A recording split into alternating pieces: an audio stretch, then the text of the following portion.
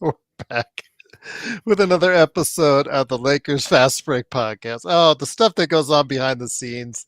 Ah, if you guys only knew. It's Gerald Glassford. Thanks so much again for joining us. It is, of course, Gerald Glassford right here from the Pop Culture Cosmos. Game Source Inside Sports Fantasy Football. We're going to cover the draft, so I just got to get Chris Ardieri to go ahead and help me out on that. So I'll figure out it's Sean, Joe, Chris. We'll all get together once more to talk about the NFL draft because I know he was talking to me the other day about if we're going to do a show on the NFL draft. I said, I think we might. I think we might. So go ahead and check that out. Plus, also as well, of course, the Pop Culture Cosmos. I go on shows twice a week covering the world of pop culture. So go ahead and make sure you stop on by. What's up, Deshaun? Hopefully you're having a great evening. Of course, it is the Lakers Fast Break. Go ahead and catch what we do. As far as the playback is concerned, playback.tv/Lakers Fast Break. We've been hanging out with watching the NBA playoffs, which we'll talk about here in a second. So go ahead and do that. Also on Saturday, don't forget 5:30 p.m. Pacific. That is game one of Lakers and Minnesota. I did say to Joe already that he's probably going to have to host the post game for me because Saturday evening I will probably be unavailable. But Sean may be there. John Costa may be there. Xbox said he might be there. So go ahead and check that out. Not only during the playoff game itself, but of course the post game right here at the Lakers Fast Break. Nobody covers the Lakers better than us right here at the Lakers Fast Break. Search, what's up? The legend is back here. We just truly appreciate it. Joe's going to come on here in a few minutes. He's watching the Dodgers right now. It's, I think, 8-7. Yeah, it's in the bottom of the eighth. So we'll get Joe here, and he might do an experiment afterwards. But it is, of course, the Lakers Fast Break. Today's a little bit different. We're going to just talk about, it's actually relaxing because, we have until Saturday. So we get to see how everything lays itself out on the NBA playoffs. So we'll talk about that. Plus, during the playback, I think it was the first game, Chicago when they beat, Miami when they beat Chicago earlier today. Somebody asked us about what if LeBron and AD had never come to LA. So we'll talk about that. What if LeBron and AD had come to LA, never come to LA? We'll go ahead and talk about that. Legend, what's up, my friend? You and I got to get together on a day and time. I've not heard back from Alfred, so just hit me up tomorrow on the email, and we'll go ahead and schedule time either on Thursday or Friday to go ahead and talk NBA playoffs. Indeed, So but of course, Gerald, this. Gerald, Yes. Gerald, before we head on into it, who do you like in the Warriors Rockets series? Well, we're going to talk about that here in a second. All that good stuff. It is, of course, the madman from Toronto. He did get out of Toronto traffic to stop on by to talk NBA playoffs. It is the Magic Man, Sean Grice. Sean, great to have you here with the victory last night. And it's so interesting. I hate these like last 2 minute reports. I just hate them. I just hate them, Sean. Especially if you're a Memphis fan, I don't really want to know that the refs, or the NBA said that the refs blew 4 calls in the last 2 minutes. I really don't want to care about that. But again, it is what it is. And so now you have Golden State and Houston, which is very interesting because I believe it started out as Houston as a slight favorite here in Vegas, but in many places in Vegas and also online betting, the money on Golden State has now got it to where it's either a break even or Golden State is now favored. So be that as it may. I also want to mention we will probably talk as well about the news that came out of the press conference with Nico Harrison and how, according to Shams Charania, he was forced to do it as well. Just thought we'd go ahead and give everybody an update on that. But Magic Man, we'll start with that. Last night's victory by the Golden State Warriors was not a very impressive one, to say the least. I think Legend will tell you that. They were relying heavily last night on playoff Jimmy and playoff Steph Curry, who, if you hit him on the thumb, if he gets hit on the thumb and he just see him on the sidelines racking in pain, but give him all the credit in the world. He did hit the shots when it mattered. Your thoughts? We'll start with that one first. It is, of course, the 2-7 matchup in the West. We'll go ahead and talk about as well who is going to be playing in the play-in for the 1-8 seeds here in a second. But your thoughts on Houston and Golden State. That'll start, I believe, on Saturday. I could be wrong. Could be Sunday. I'll check on that right now. Go ahead, Sean. So, I mean, this is a renewed playoff rivalry drill. They do have a history. Um, Houston could never get over the hump against Golden State drilled. It always felt like the Bucks in the 80s whenever they faced the Celtics or the Sixers, or whether the Suns faced the Rockets in the 90s. It just felt that, you know, Golden State just had Houston's number, and I think this time might be a little different. I think the fact is Houston is bigger than Golden State, and there is no way that Golden State is going to be able to keep Alperen Şengün, Steven Adams, and that front court off the boards, Gerald. They're just too big. They're too big for Golden State. And Jalen Green is also a pretty good scorer now. And he can pick his spots when he wants to get hot. And that's something Houston's missed with this rebuild and retooling. That being said, they've got a nice mixture as well. I like the way Dylan Brooks is playing. Ime Udoka, unlike Taylor Jenkins, is actually trying to limit how much control Dylan Brooks thinks he has in the offensive flow. I thought, Gerald, I thought one of the big problems that Taylor Jenkins ultimate demise was is that he never reined in Dylan Brooks's uh, wild shooting attempts, shall we say. And Ime Udoka hasn't been able to harness some self control within Dylan Brooks in the offense. And I think this time Houston beats Golden State. I got the Rockets in six. Did want to make sure that that series starts on Sunday. So it starts on Sunday. Wanted to clarify that. The thing is, though, the weakness of Houston is at the point guard position. Not necessarily Van Vliet. He is a championship winning point guard who is susceptible these days in the latter part of his career to a hot shooting day followed by a bad shooting day. So consistency is an issue for him. But who is that backup playmaker for them? They don't have a secondary or backup playmaker to them outside of Amen Thompson, who is a great playmaker who just can't shoot. But the one thing he can do is defend at a high level. There was a recent matchup with Houston and Golden State where he really locked down Curry, probably is about as best as I've seen in quite some time. So, with that as it were, the thing is, like you said, the advantage favors Houston, like you said, with the big bodies up front and Shagun and also Steven Adams, because that Mm-hmm. front line really they play off each other really well with the offensive minded Sengun and the offensive rebounding period of Steven Adams. They really accentuate each other's strengths and weaknesses as well. So if that's the case, could make life pretty hard for the Golden State Warriors, who don't have really much to think of up front. Draymond Green last night was pretty much ineffective at times, they're going to let him shoot. They're going to let Gary Payton shoot. They're going to let Kayvon Looney, if he's not shooting anything outside of a 2-footer, they're going to let him shoot. The thing is, they're going to try and do what they can to lock down Jimmy and Stephen Curry. The other guys like Pods, the other guys like Heald, the other guys like Moody, and the other guys like Kaminga, those guys have to show up, and those guys have been inconsistent. So we'll see exactly if you're right, Sean, on that. I am leaning Houston just because of the fact that even though they're not the most consistent offensive team at in the league, as remember we had the Rocket Chop Shop, the Mm-hmm. host of that, he said they were offensively inconsistent, but defense is something that they bring to the table. The work ethic that Ime Udoka has instilled in them makes it so that I think that it's a favorable matchup to them. I think that one's going 7, but I am thinking I'm going Houston simply because of the fact that I just think that defensively, I'm not sure if Golden State can figure out Houston in 4 different times, if that makes sense.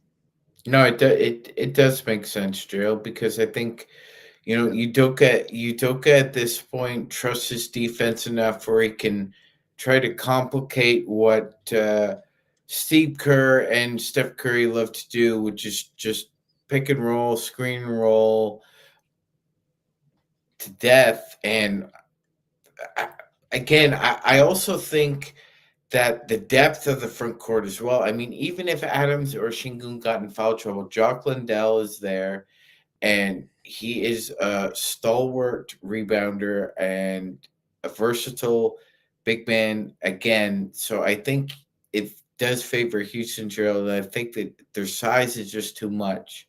I mean, you can't teach size, and you.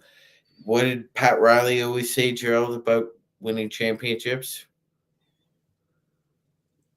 Go ahead. Defense wins championships. Rebounding wins Oh, championships. rebounding. Yes, rebounding win champs. Okay, I'm sorry. I'm quoting Nico that he was quoting it, several hundred times in that yesterday's press conference. So I apologize for that. But yes, rebounding does win championships. I did want to say that JY had a question. Again, we've referred to it earlier. Again, this started out with Houston as a slight favorite, but the betting money has totally swung towards Golden State simply because of the fact that playoff Jimmy and playoff Steph Curry are the known factors, Sean. What is the unknown factors for the most part outside of, again, Van Vliet has won a championship.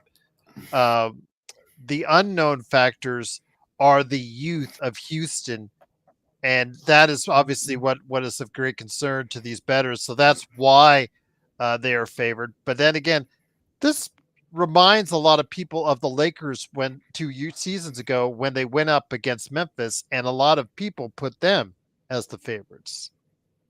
Yeah, Gerald, absolutely. Yep, absolutely, indeed, yeah, because it just seemed like the matchups are favorite. Because of course the playoffs are all about matchups. I just think again they have so many bodies, so many wings that they could throw at Jimmy and also Stephen Curry.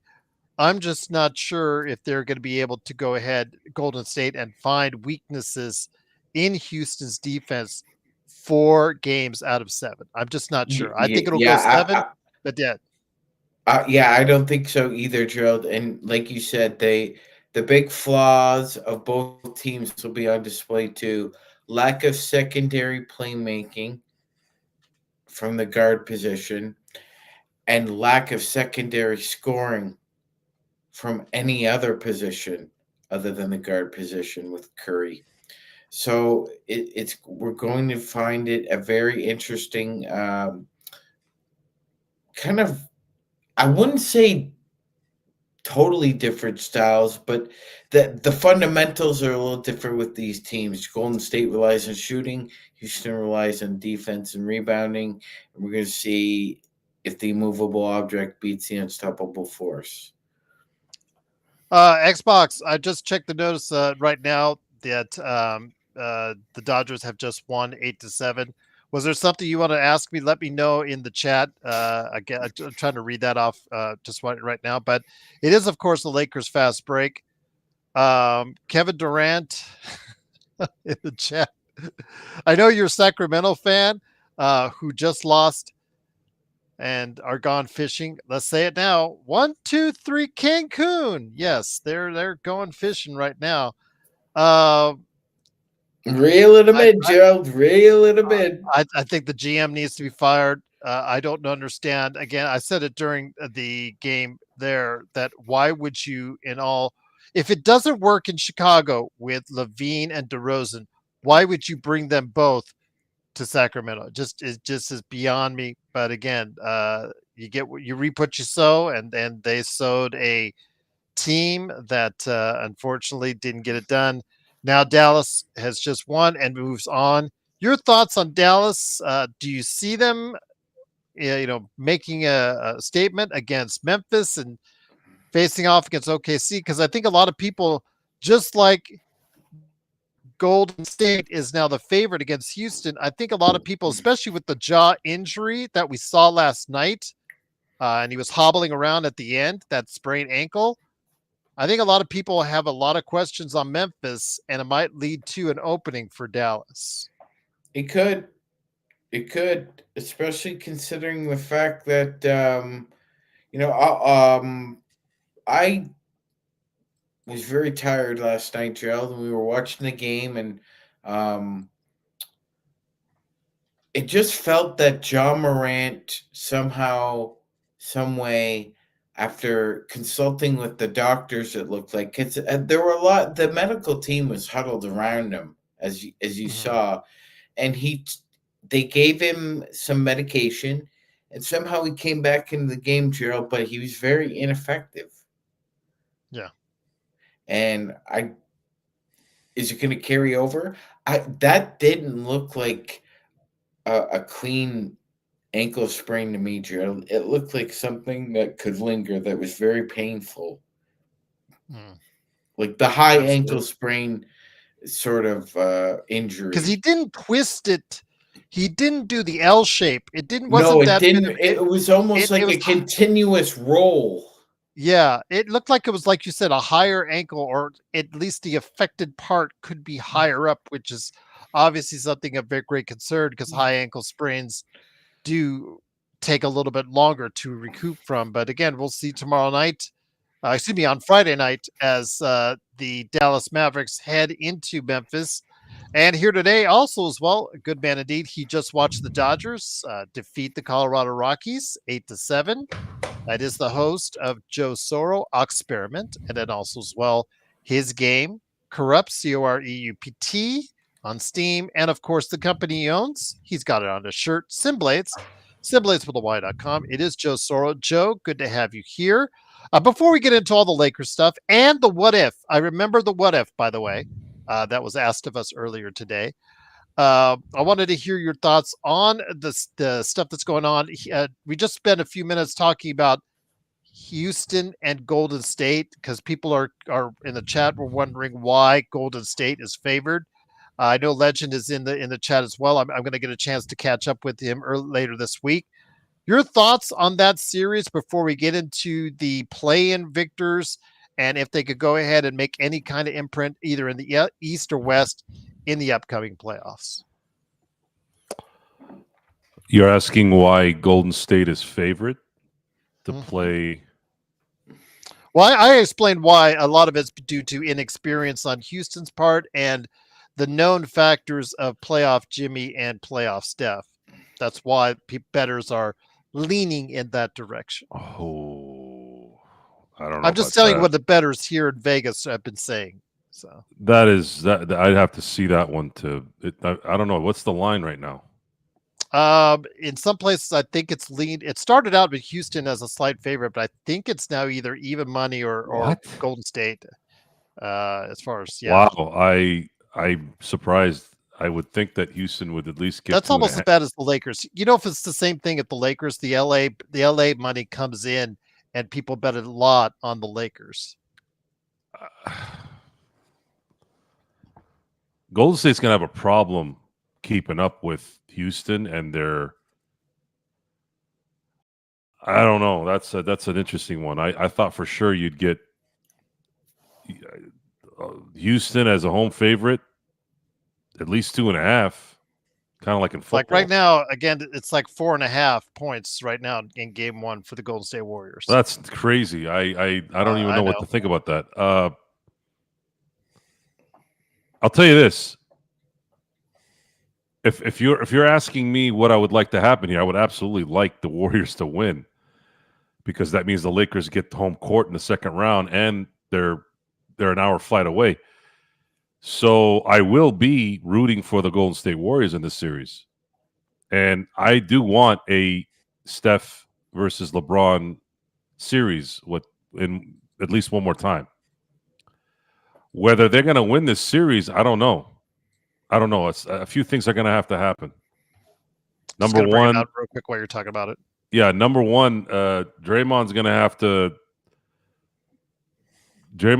to hit shots, and Jimmy Butler's going to have to play the way he played in this play-in. Steph's going to hit his shots when he has an opportunity, but if they start pressing Steph and Jimmy's nowhere to be found, that's what's going to spell doom. So they're going to need, and they pulled everything out of their hats for this game against Memphis, and Memphis almost came back and beat them. So it's gonna be an interesting game. I would not be surprised if it does go 7.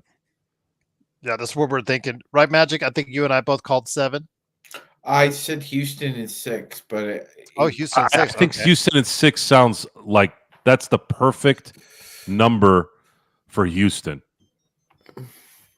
But you see the odds right there. Some of the odds that are listed right there. That Golden State Warriors a minus What did 250 I and miss? What did I miss? a game and a half. So they're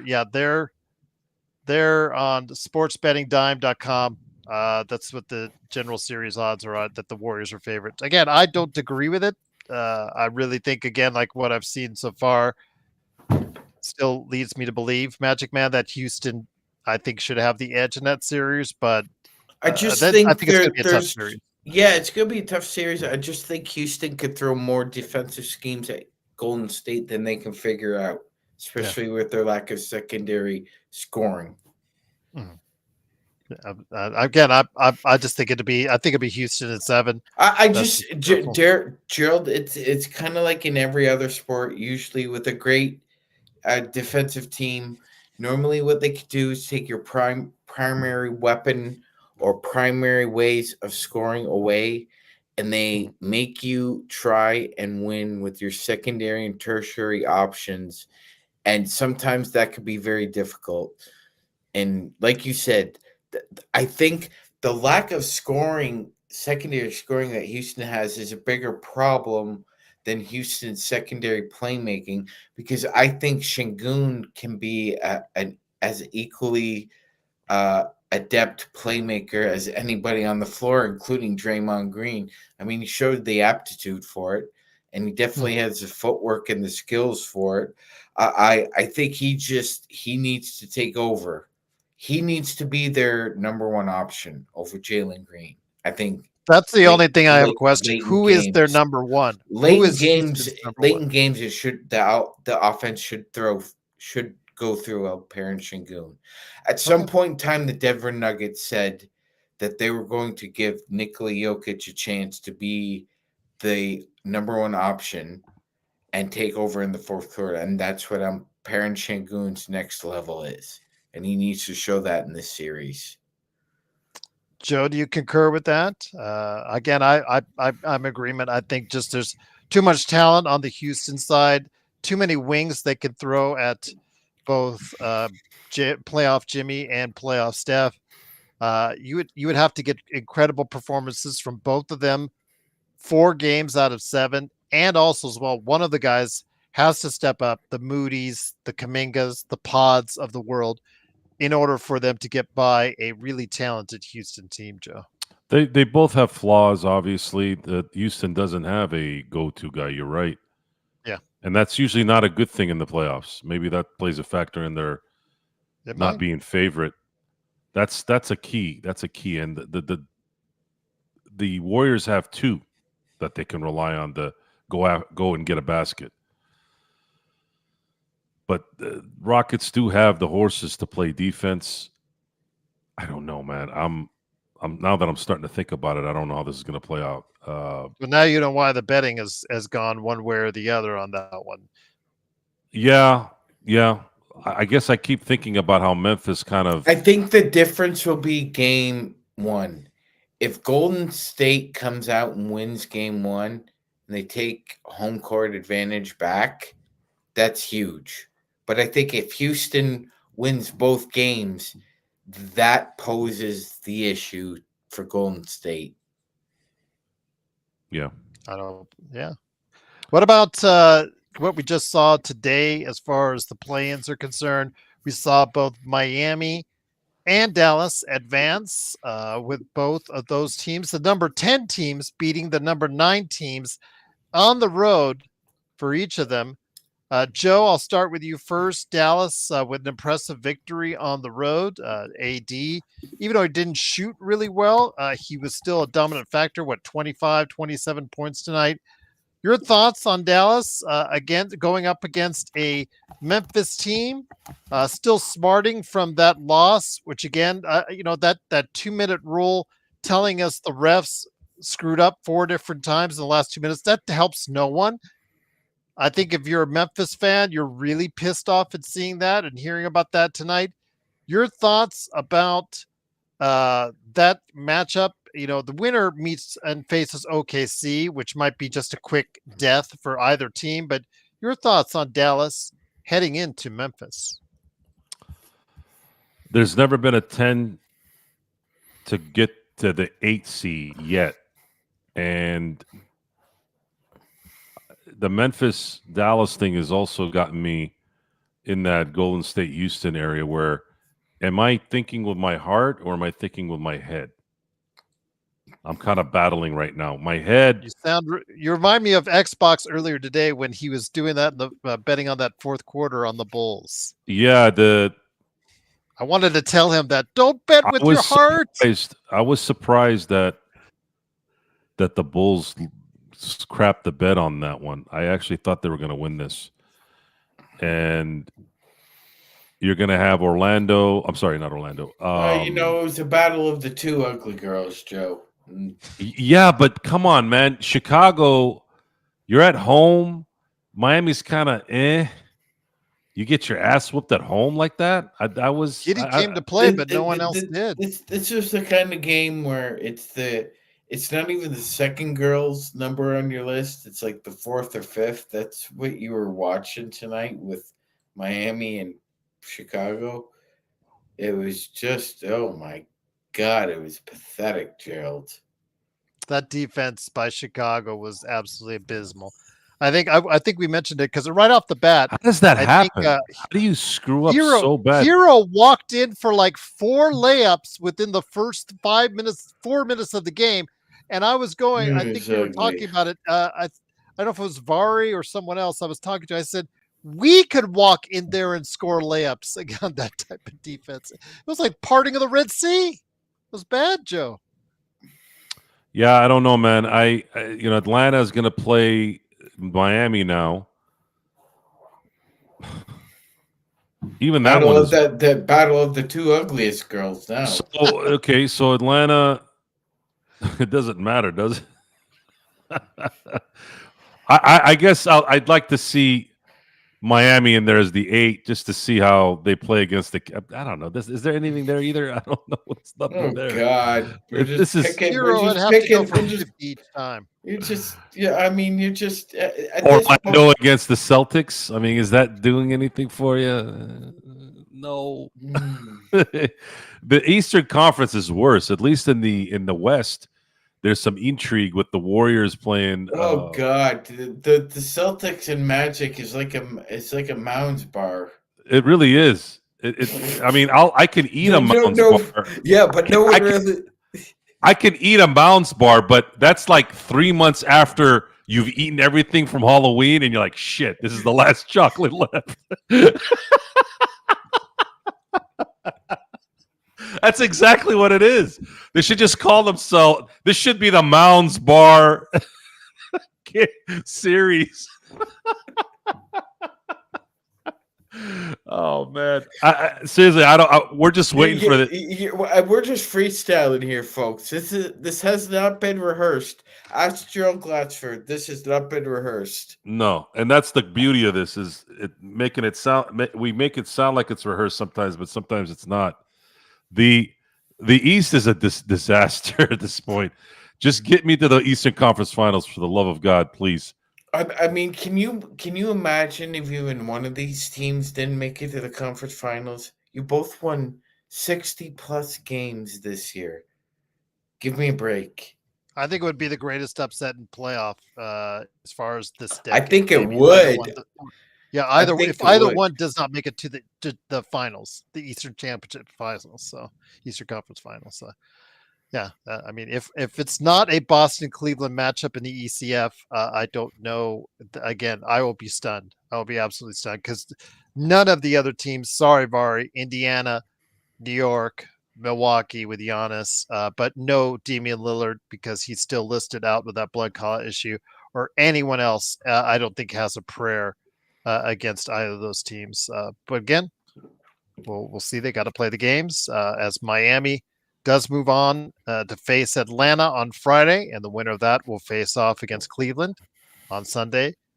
So Joe and Sean, we come to as far as the Lakers are concerned, gearing up for their time against Minnesota. First game is at Saturday on at 5:30. So go ahead and check it out on playback.tv. South Lakers Fast Break. Lakers had some comments earlier today at practice. They're trying to say all the right things as far as what's going on with the series upcoming. Where do you think the key matchup is, Joe? Where do you think the key matchup is for the Lakers and the T Wolves? Where do you think that is going to be? Because I understand JJ is getting him psyched up. I understand that they're thinking, to quote Austin Reeves, we got a group of guys that's ready to go to war.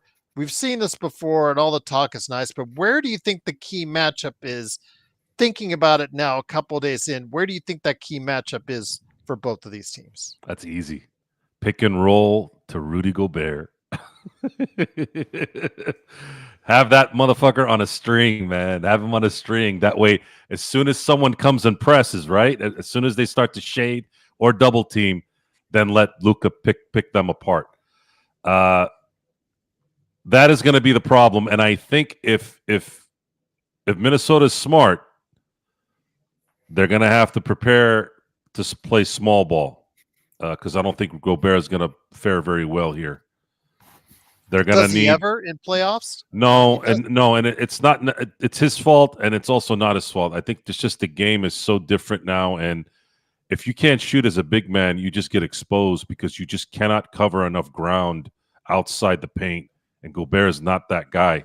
He just isn't, and he's not fast enough to cover the area anyways. And it's even worse when you play against someone like Luka in this setting where the pressure is hard and fast, and Luka thrives in this settings. It's just difficult for Minnesota to really surprise and do something in this series. You're gonna have to get the superstars doing what they need to do. Anthony Edwards has to reach that level that everybody's been talking about. And Naz Reid, can Naz Reid be that guy that's hitting his shots when he's open? That could cause a problem. Because these guys are young players, and these guys are capable of being very competitive. It's just a matter of can they consistently do it for 4 wins in this run. Robert Wheeler is saying to you guys, would you be shocked if the Timberwolves win 2 games against the Lakers? Because I feel the Lakers should win in 4 or 5. I don't want to disregard them like that, Sean. I think they're a little bit more talented than that. I wouldn't. But also be, the fact that the one other thing I want to bring it up real quick is the Lakers, a great home team, but on the road all season, even after getting Luka, road woes and road so-sos have been a norm for the Lakers this season, Sean. Absolutely, Gerald. I mean, we were nearly a 500 team on the road, just a little under. So got to win your home games. I think we can win at least 3 out of 5 home games. Games in this series at home. And then, if Memphis takes one on the road, so be it. But I think the Lakers can definitely win 3 of the first 5 games of this series at home. Okay. I think they would go 6. I'm still thinking Lakers in 6. I don't want to discount the Lakers, the T-Wolves that easily. Well, I think that the key matchup here is 4-3. And here's what I mean. So when I talk about 3, I talk about Minnesota's 3. So Minnesota thrives when Ant has 30 plus. Nickeil Alexander-Walker and Naz Reid are both productive off the bench. So that's 1, 2, 3. Versus the Lakers. So you have Luka, you have LeBron, you have Austin Reeves, and you also have Rui Hachimura. Now, since the Memphis playoff series, Gerald, Minnesota. What? We're talking Lakers, Minnesota, correct? Yeah, but I'm talking about Rui Hachimura. Since the Memphis playoff series. Oh, since the Memphis series. Rui Hachimura has shot over 40% plus open threes in the playoffs. And by the way, Gerald, the last 2 seasons, that's carried over to the regular season with Rui. So Rui is also the X factor here. If Rui is making his open shots, there's really not a lot Minnesota can do, Gerald. There wasn't Agreed. a lot Memphis could do. There wasn't a lot Golden State could do. There wasn't a lot that, you know, before Rui, it was Kuzma and KCP doing that. So I don't think a team has an answer for that fourth secondary scoring option where Rui is shooting over 40% or more or better from open threes. Yeah, if he's hitting his shots, like you said, if he's getting those open looks, that could create quite a problem. But Joe, Because his shots lead to, you know who he reminds me of, Gerald, a lot, who's that? was the Boston Celtics for James Posey.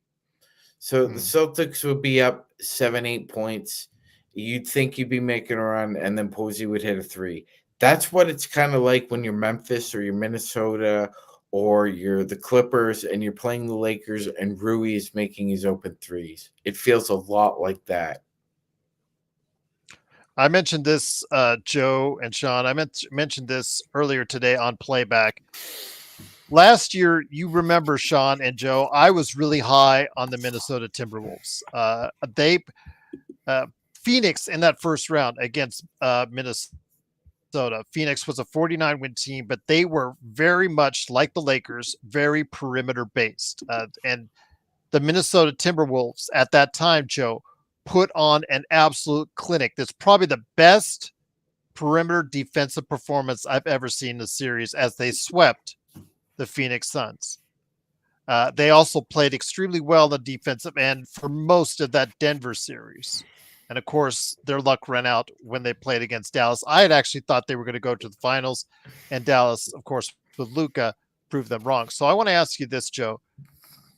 I have not seen with the eye test this year the same kind of consistency on either side of the ball with Minnesota this season. I've been watching them quite a bit, and I still have not seen that same kind of clicking. I understand what the stats say, and you can look at the stats all you want, their team defensive stats.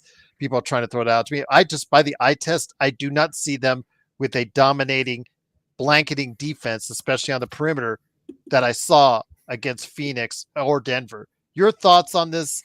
I think that's what they need in order to beat the Lakers. I just don't think that they have what it takes this time around to do just that. Even though we both know that the Lakers have now become a very perimeter-oriented team. So you're saying that with Karl Anthony Towns last year, they were a better defensive team? Which is the crazy part about it, Joe, because he's a terrible defender. They just don't seem like the same team on defense that they were last season in the playoffs. They don't look like this season. They've just not found that consistency that I've seen, or the devastating, athletic running over, getting to the man, getting to those spots in the three that I saw last season. But maybe again, they could be tuning it up for just the playoff run that they're looking for. Well, maybe it makes sense because they did drop off a little bit since last year. Maybe continuity was an issue. I don't know. Maybe DiVincenzo's not really a defender. That's a good question. I haven't had a chance to watch a lot of Minnesota Timberwolves games this year, but this is going to be an offensive The series. Wolves are who we thought they were. That's basically what the Wolves are, Joe. The Wolves are who we thought they were. And we let them off the hook. What the Lakers have to do is they have to. This is going to be important for JJ Redick to really, really, really set into the philosophy of this series for his team. Make Julius Randle work ISO. Yeah. You're going to get a lot of possessions from that because he's not a good shooter. He falls in love with it. He does fall in love with it. But the big problem with that, Joe, is that now Anthony Edwards is taking the ball. If anybody, and Gerald's been watching, so he knows too. Anthony Edwards is now taking the initiative and getting the ball back in his hands after multiple possessions if one player isn't scoring. Yeah, I think the working parts are a little off on this one. I don't know how Randall and Naz Reid and DiVincenzo and Anthony Edwards really work. I don't know. That's kind of a ragtag kind of lineup. So use that to your advantage. If they play that lineup, I if they play that lineup on a consistent basis, you're gonna get a lot of opportunities to make runs. So I would take advantage of that weakness. I would take advantage of Julius Randle's inability to consistently make shots. DiVincenzo can get on a hot streak. I get that. Naz Reid could get on a hot streak, but where they score, they lack on the other side of the court, which means, okay, now you have an opportunity for LeBron James, Austin Reeves, and Luka Doncic to do what they need to do to make up for whatever they did over there. I trust Luka and I trust LeBron and I trust Austin more than I trust the other guys minus Anthony Edwards. I think that's probably the easiest way I can put this.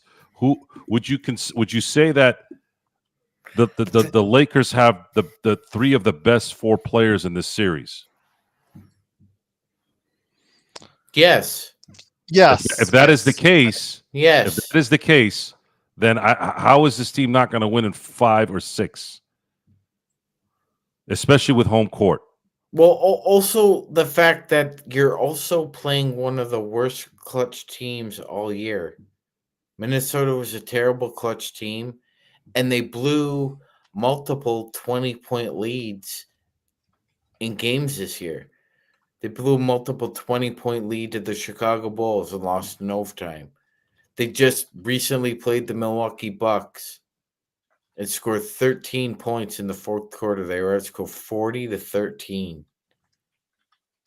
They were up 34 on the Bucks, and the Bucks beat them by 3. This is a team that's not clutch. They're not smart. They don't play sound organizational basketball. And that's a big problem when you're playing Luka Doncic and LeBron James, because you have to be smarter than them. And most of these guys can only dream about that. I don't even think I've heard some interviews with Rudy Gobert where he's discussing how he's already setting up. I don't know, maybe the narrative of the series, and I don't know if he's correct.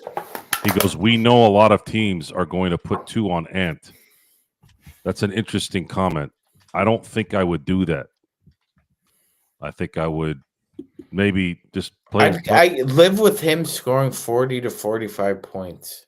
And you know that never works out because the way the defenses are set up, it's constant switching, it's constant pressing, depending on the player. And as soon as they get a little bit of a gap, boom, boom, boom, there's an open shot, and you hope they make it or don't make it. The easiest way to kind of look at this is look at what's happened this year and use that as your measuring stick. The Lakers have been very good. They've been very good at home. They've been very good against the top tier teams, meaning the playoff teams. And we have Luka Doncic, and it's a playoff. And Luka doesn't have to worry about the second guy on this team because that's LeBron James. Where this can go wrong, and this is the only thing I'm hoping that doesn't happen, is does LeBron's groin issues arise from something in this next 2 months? That's the only thing that can derail this. If LeBron doesn't get hurt again, you are looking at a very lethal combo with a third guy that if he improves from the last couple of years, which he wasn't as good, he was exploited, let's say, in 2023, played a little bit better in 2024. But now we're not having to worry about being deficient against the current opponent. This is going to be an advantage for the Lakers to play against Minnesota. They have someone who can captain this thing versus having to sort of play a point guard with LeBron until LeBron has to take the ball, and his energy is not going to have to. You're not going to have to worry about LeBron's energy getting zapped anymore in the playoffs.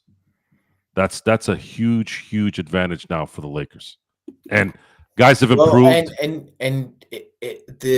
The numbers bear it out.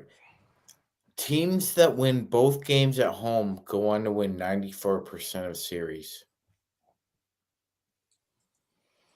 It's important to win these first two games at home. It's more. So the first game can always be a coin flip, depending on the strategy and the matchups, especially in the road team. We've all seen it before. However, it's more difficult for that road team to come back with the same kind of strategy or matchup in a game two in someone else's barn. It's one thing to come in and surprise him, punch him in the mouth the first time you see him, but that second time, it's more difficult.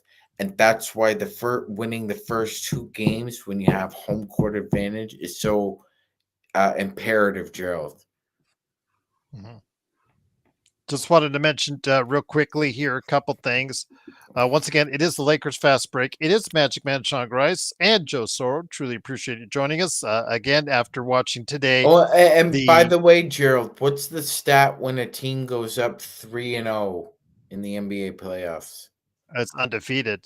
100%. Yeah, I don't think it's there's 100%. Yeah. Another statistic to pay attention to: in the 4 games that the Lakers have played against Minnesota, they've held at to 19 points a game. I did want to mention, you did see earlier the games where, of course, we saw Miami defeat Chicago at Chicago, and also Dallas beat Sacramento at Sacramento. After the game, general manager Monty McClare has been fired. Just want to let everybody know that came as no shock to anyone. So we'll see the status. Wait a minute, Joe, didn't he win Executive of the Year 2 years ago? Joe, yeah, he sure did, Sean. Who votes for these things? Do they just give these awards because they're like, oh, the guy in Sacramento's trying hard here? Get back in your mouse. Yeah, Vegas is getting their own team, Johnny. We don't want everybody else's retreads. God, bad enough we're getting we got the Raiders and the A's. Jaylen Brown owns Luka. Sorry, Sean. You know who I own you, Doomer. How about that? Why don't you go put that on a poster? We own you. Maybe Pete Carroll will change things. Yeah, we'll see. Yeah, maybe pigs will fly, Gerald. Hey, I love Pete Carroll.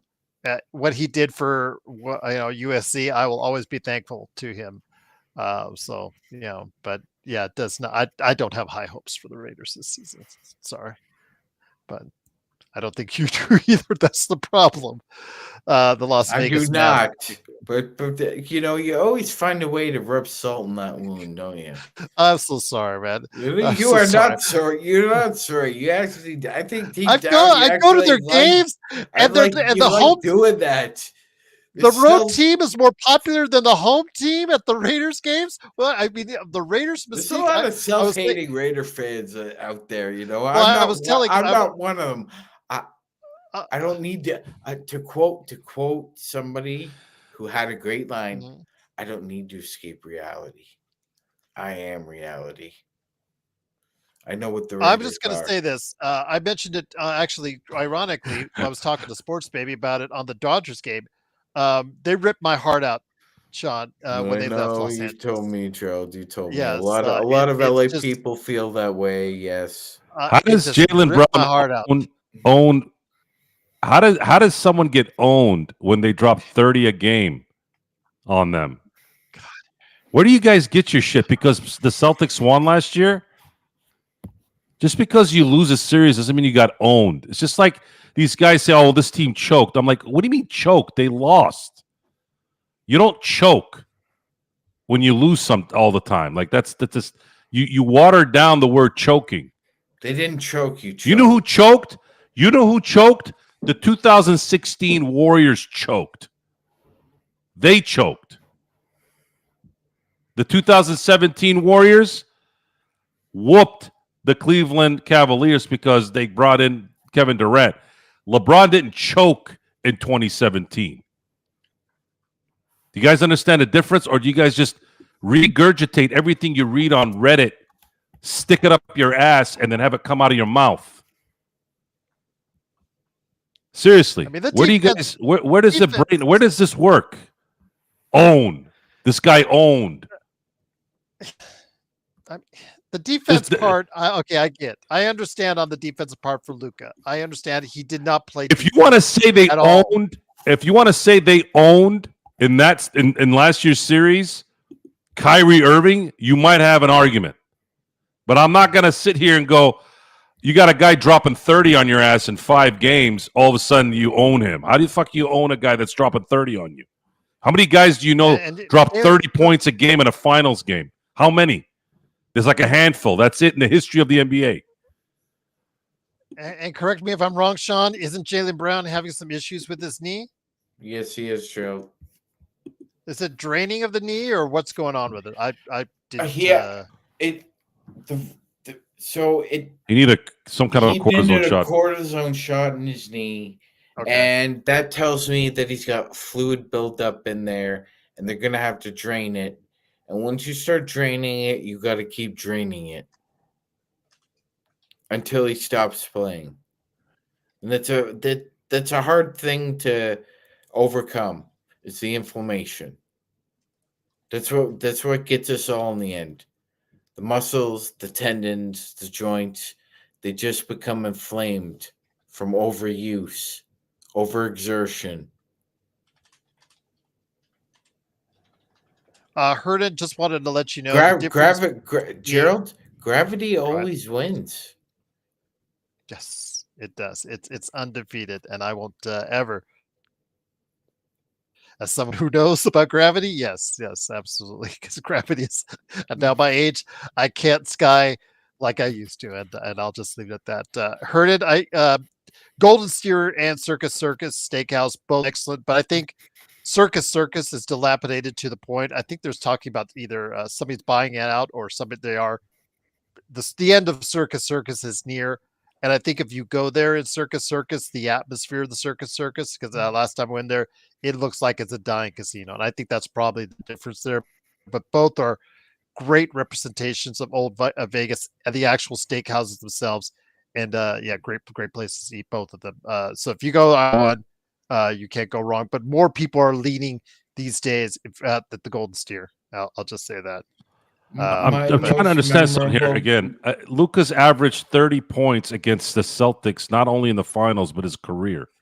So if you're looking at, I don't know where the statistic came from with Jaylen Brown. Where did the statistic come from? Is that Jaylen Brown? I'm not some big shitty lawyer. I'm just trying to understand the word own because I'm looking at statistics I'm looking at StatMuse statistics. Doncic has played 1, 2, 3, 4, 5, 6, 7, 8, 9, 10, 11, 12. 12. This is just a regular season, by the way.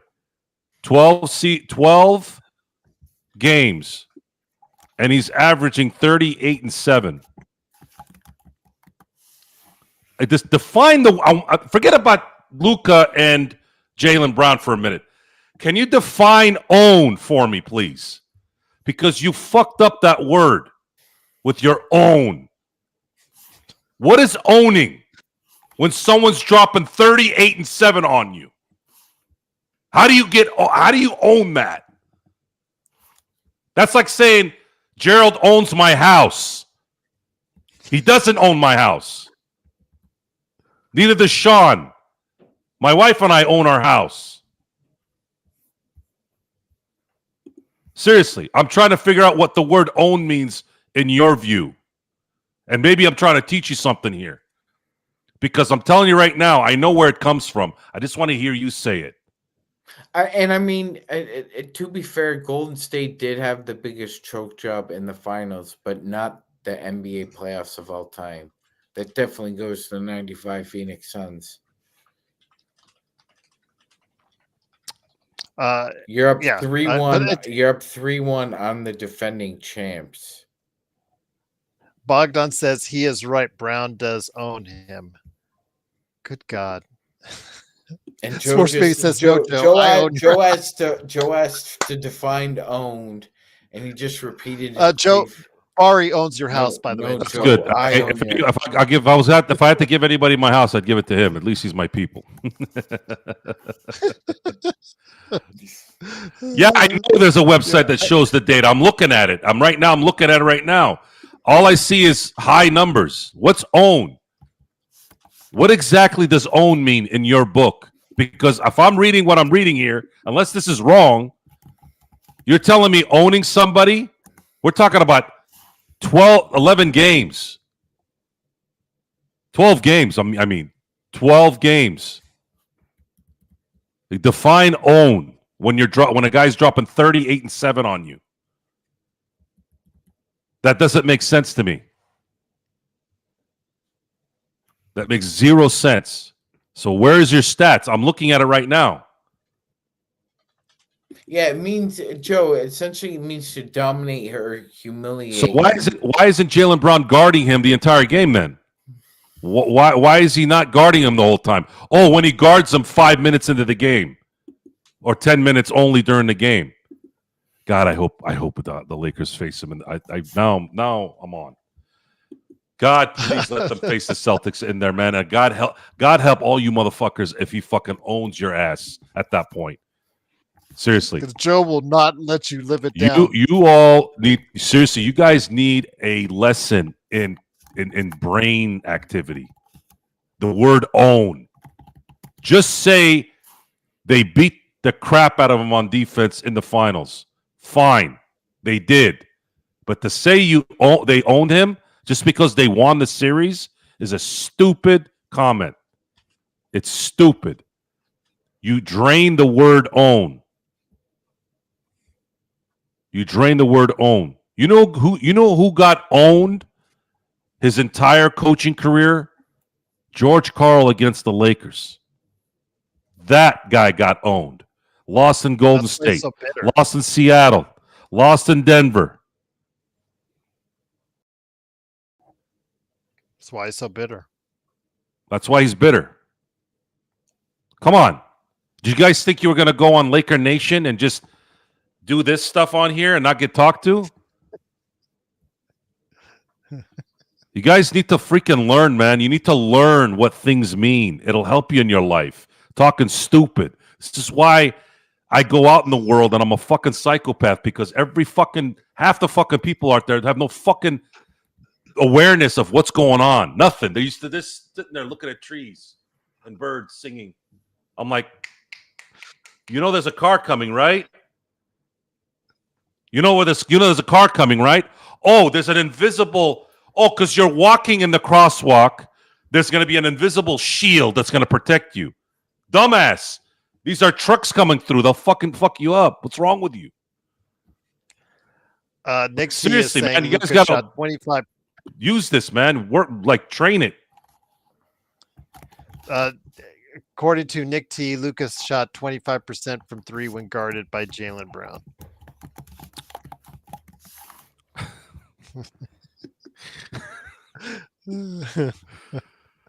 Okay, what other stat do you have? When are you going to come out with stats? If Luka goes to the left, he only scores 4 points a game.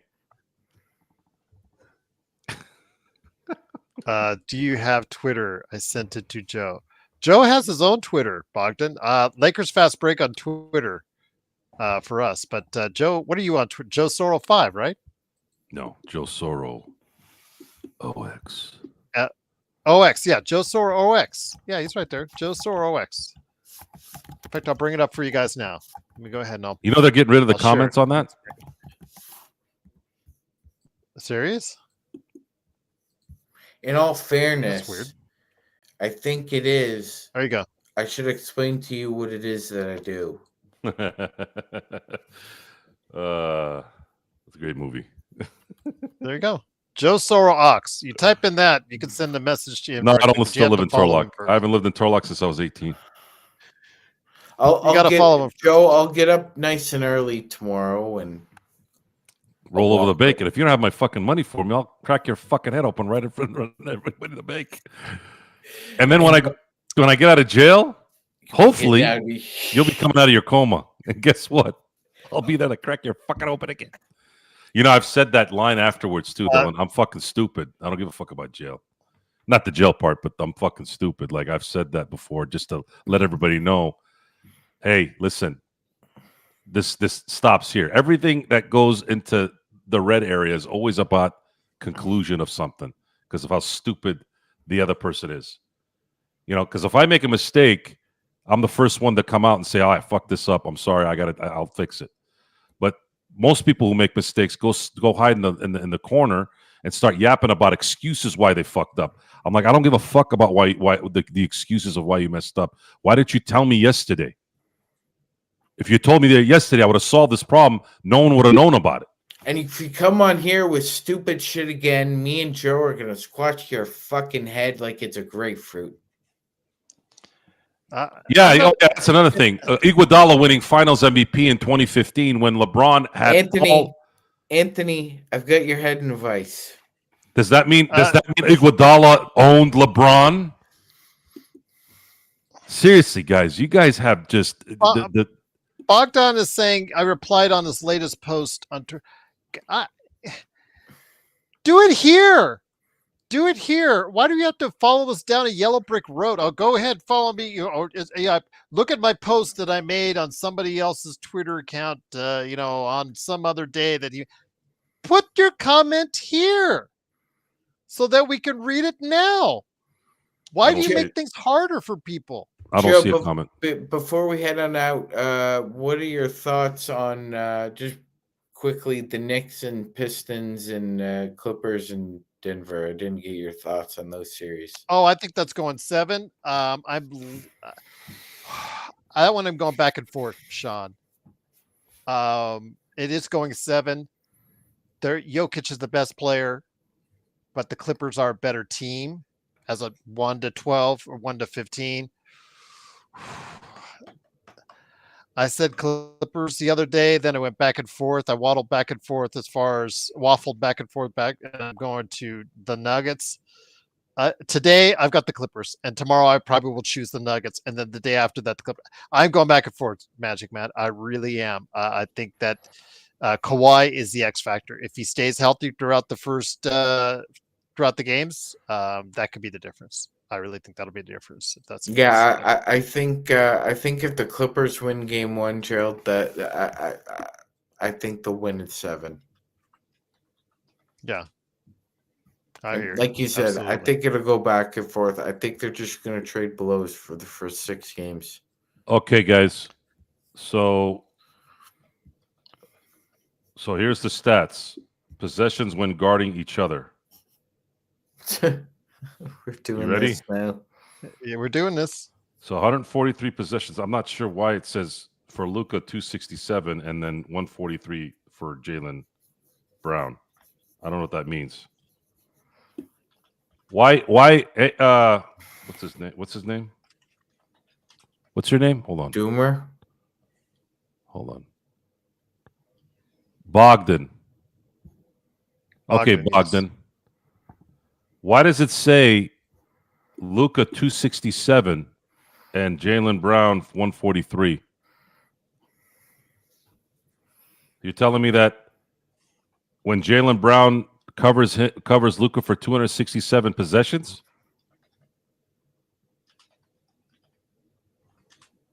Why don't we just talk about Gog and Magog? If we're going to be talking about possessions of Jaylen Brown versus Luka Doncic, why don't we just talk about that, Joe? Gog versus Magog. I'm trying to understand what this is.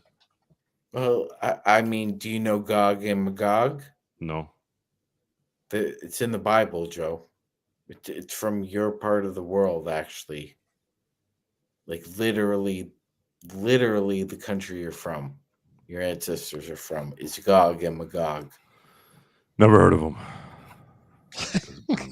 Well, they're not a hymn. They were demons, Joe.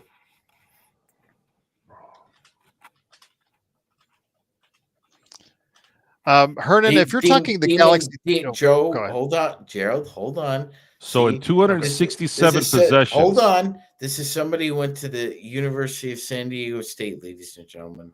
He supposedly has an education, and he doesn't know that demons do not have sexual organs. Dexter Manley got a degree and he didn't know how to read. Who's Dexter Manley? Former Washington Redskins Defensive defensive tackle. tackle. By the way, Hernan, the Galaxy Theaters, are you talking about the Galaxy Theater chain here in Las Vegas? Because I've been to all of them. They're all pretty So decent. Jaylen Brown is the owner of Luca now, based off Hernan. these stats. So for 267 possessions, I don't know which one's what. I don't know who's what. Like, is it 267 possessions that Luca is guarding Jaylen Brown? Or is it the other way around? I don't know. I'm getting really bored of this conversation, I must say. I have to look at it. My question is, why is he only guard? Why who's he dropping the other 18 on then? What? I get a question. Why are we talking about something that happened last year? It's not just last year. It's the last 2 years. Well, fuck it. Fuck it. Well, if he's right, he's right. I got to change my tune. But fuck it. Whether he's right or not, fuck it. The thing is, he's played them since 2018. So, well, he's on the Lakers now. So fuck it. No, I want to know why. No, I don't care. It doesn't matter. It doesn't matter. Say it with me, Joe. It doesn't matter. Does that count for guarding him if they're always switching? I don't know. That's kind of weird how that plays out. I got to look at the site. Anyways, carry on. I'll look at it later. Who controls the past now controls the future. Who controls the present now controls the past. I don't care about fairy tales. Okay. It's not fairy tales. That's 1984. I control things now. I don't need to worry about then and before. That's 1984. George Orwell. And again, what will be? You should have known that. What do you Kamala Harris with all this? What will be or whatever the hell she said. You had a university degree from the San Diego State University. Will be apparently. I question to be or not to be. I question that university's academic discrepancies for giving this man a degree. Yeah. They don't teach the Bible at San Diego State. I think it's fake. No, it's not fake. I have the diploma behind me. I think it's fake. You can check the records. You can check. Call San Diego State. I'm not one of those celebrity mothers getting their kids in Harvard and shit. I earned my way in there. Oh yeah. Well, you know, my 42-year-old son got into DeVry University. Look, DeVry is a trade school, and it's probably better for half the population to go to a trade school than a university. Oh, I agree with that. Is DeVry still a school though? I'm sure it is, but I don't see the commercials like I did when I was back home. Okay. And what do you get out of the University of Phoenix online, Joe? I've never understood the concept of college through online stuff. Joe, have you ever hired somebody who had a university degree online? Negative.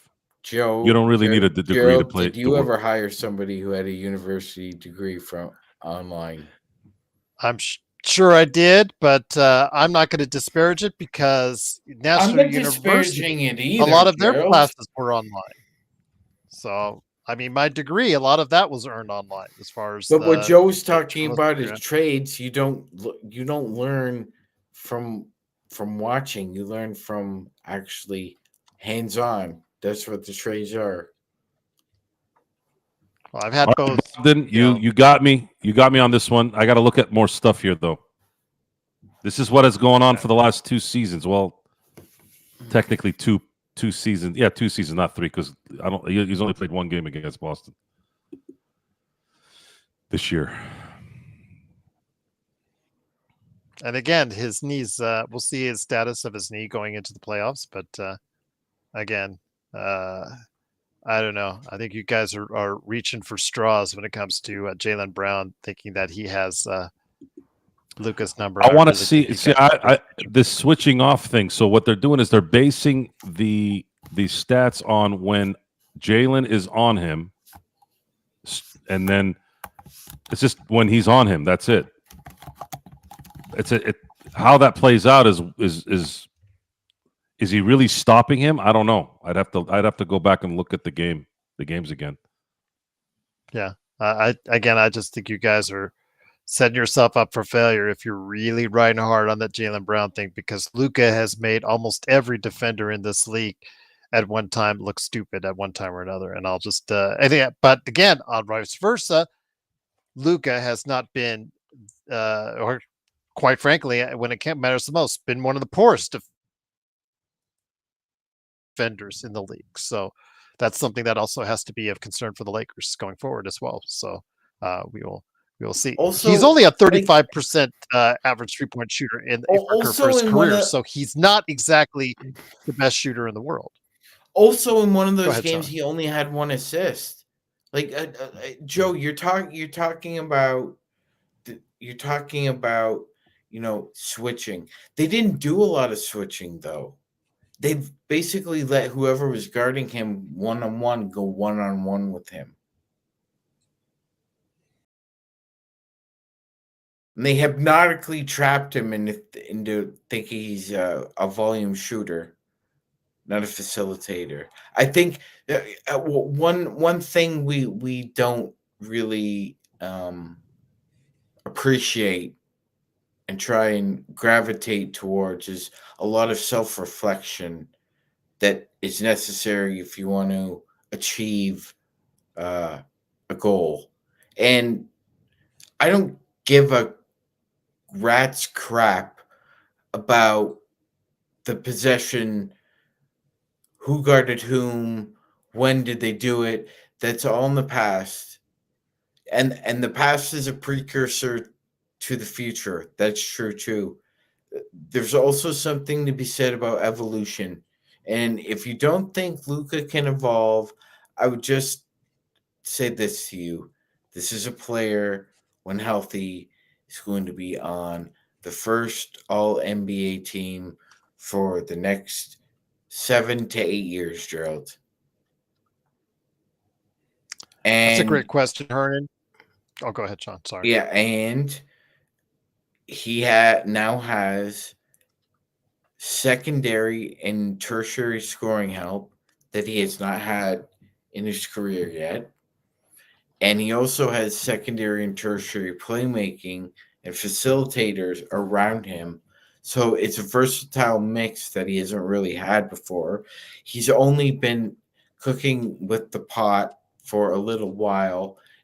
We're not fully cooked. He's not fully cooked this year. We'll see what happens. The fact remains is that every year, whether you win or lose, they tip the ball up again. I don't care what happened last year. This year, Luka's on the Lakers. He's not on the Mavs. So I don't give a shit about Jaylen Brown on the Celtics versus Luka Doncic on the Mavs, Joe. It doesn't matter. I'm not talking about now. I want to I understand the don't give a definition of shit. own. I want to understand the definition of owning. It means to dominate or humiliate, which doesn't apply here. What are these stats that I apply. just put up that Gerald took away? Hold on. Does not apply. Sorry about that. That was my bad. That's okay. I know it's hard because it's covering your face a little bit, but okay. So what are these stats from? Yep. See, now I'm getting this is a Jaylen conflicting Brown number. in the finals.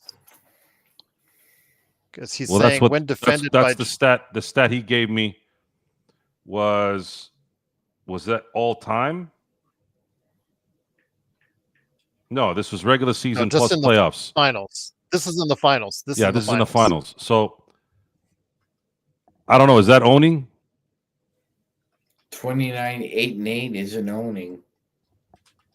Because I watched the games. I watched all 5 of those games. I don't remember.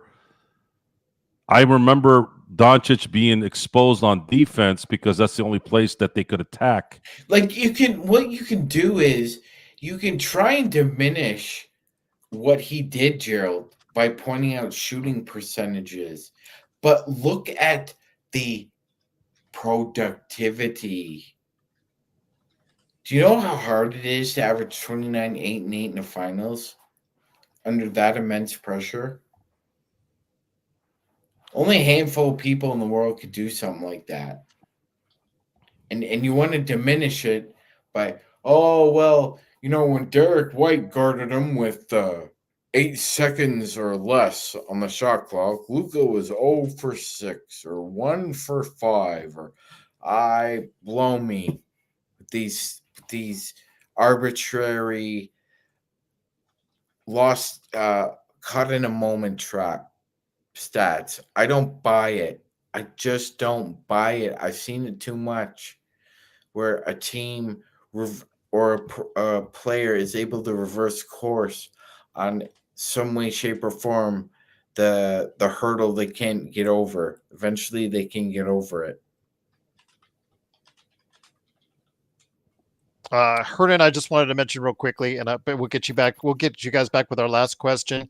Um, because the strip lost, and they closed the Mirage with the big volcano. That's gone. They closed the pirate ship battle many years ago for the Treasure Island. That was really cool because they had that. That was really going nightly. It doesn't have the same effect. But like I mentioned, if you go on the strip at Las Vegas Boulevard and Tropicana, you take the bridge over it. You get a nice big shot of the entire strip lit up. Of course, the Bellagio, not only the fountains, but inside they have a floral display on the inside near their front desk. They have a huge area where they change it out monthly. It's a fantastic floral display. Sometimes it's based off of themes like the Chinese New Year or July the 4th. They just it changes every month, and they use a different floral display, and it is absolutely fascinating and breathtaking to watch. If you go check it out, those are probably the places. Maybe the Shark Reef, that's available at Mandalay Bay. I mentioned the flamingos at Flamingo, but there's not as many you must go here places on the strip. It's just actually now it's just the strip itself, if that makes sense. It's the more the must see or must be place, if that makes sense. So, Gerald, what's the best? But again, what's the best film ever filmed in Vegas? I'd probably say, I would love to say it's. I'd probably say Leaving Las Vegas. Yeah, I would say so. I would say so too. Yeah, best movie about Vegas. Filmed in Vegas. Oh, filmed. I'd say the best. Leaving Las Vegas. Yeah. I would say so. That's the best one. Slightly over Casino. Yeah, I would that's say my opinion. Over Casino. Yeah, me too. Yeah. What about Honeymoon in Elizabeth Shue Vegas? and Nick Cage were just tremendous. Honeymoon in Vegas is a freaking amazing. I know. Film. Fear and Loathing in Las Vegas was pretty good too. Yeah, that's where I remember most of the circus from. Is Fear and Loathing in Las Vegas. And then, of course, there's been so many. I like Ocean's 11 as well. Ocean's 11 is up there too. Yeah. That's a great movie. Yeah, there's a lot of great movies in Vegas, but I know Anora. A lot of people are liking that because it won the Oscar. But Hangover, I'd probably say Leaving Las Vegas. Yeah, so The Hangover, yeah, of course, as well. But before we head on out, guys, Hernan, if you ever have any questions, even more, hit me up on the email, LakersFastBreak@yahoo.com. If you guys want to see me in person without doing any hate mail or anything like that, or come and kill me type stuff, you just want to me to stop by and say hi. I did with Aussie when he was here with his great family. Yeah, let me know. LakersFastBreak@yahoo.com. I'd love to come by and say hi to you guys. And thank you for being a part of what we do here at the Lakers Fast Break. But before we head on out, Joe, you and I were positioned with a good question earlier today, and no, not of the sexual nature. It was actually a good question about the Lakers. What would happen if Disney Plus just recently, I believe, ended its run of Marvel's What If? Thought we'd play a little game of what, and Sean, I informed Sean of this, Lakers What If. So they asked, what if the Lakers did not bring AD and LeBron to Los Angeles? What kind of, let's say, take it from 2018, 2017, what have you, on, what do you think the future would have been like for that collective, that group of players, the Ingrams, the Randalls, the Zubatses, the Kuzmas, the Balls, the, just the list goes on and on. all these players who've made other marks everywhere else in the league, none have been a star per se. I think what Randall's the only one, and Ingram have both made an All-Star appearance once. I think once each. Is that right, Magic? Randall's Yes. made one, D'Lo's made one, Brandon Ingram's made one, and then you got to So factor. D'Lo as well. So your thoughts? Well, I thought we would have Well, a show. and Jordan Clarkson has won Sixth Man of the Year. Lonzo Ball got a pretty rich contract from the Chicago Bulls once upon a time. So, I mean, there are multiple cofactors here. Go ahead, Joe. I don't. There's some elegance to it, but none of those guys are stars like the real stars.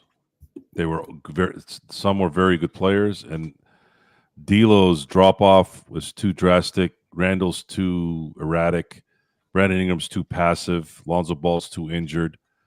Josh Hart is a role player. Jordan Clarkson is a 6-man.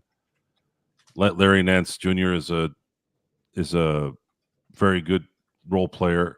Zubac might be the best out of that bunch at some point. Maybe he is already. He might be Defensive Player of the Year. He's going to get some I don't votes. know. I think that's something we need to dive into and see what the lineups would be, and would this team compete? I don't. It's just there's always. It's always cooler to have in-house development.